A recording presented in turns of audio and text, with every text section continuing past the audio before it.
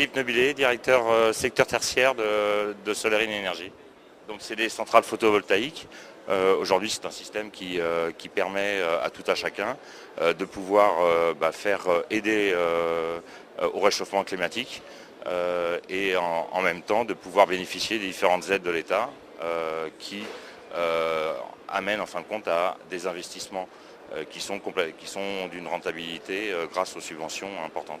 Alors, on s'occupe de tout de A à Z, c'est-à-dire qu'on va d'abord réaliser des études de faisabilité.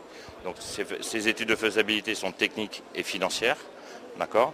À partir du moment où on est parti dans l'acceptation de ces études-là, on va aller chercher tout un ensemble de validations. Donc, les premières validations sont les validations financières, parce que c'est très bien de pouvoir mettre en place des choses, mais si on n'a pas des partenaires bancaires qui nous permettent de valider les opérations, ça ne va pas fonctionner. Donc on va aller valider tout ça. Après on va aller chercher des validations auprès de toutes les administrations et des mairies, des préfectures, pour savoir si on peut vraiment positionner et réaliser l'installation.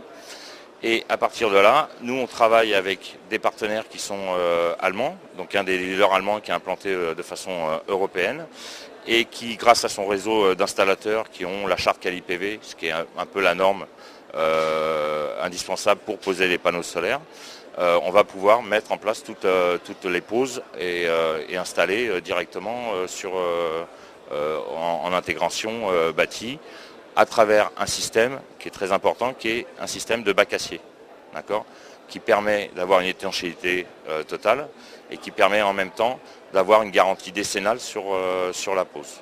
Au-delà de ça, on a mis aussi en place un système de garantie que nous avons appelé la garantie sérénité. C'est une garantie qui permet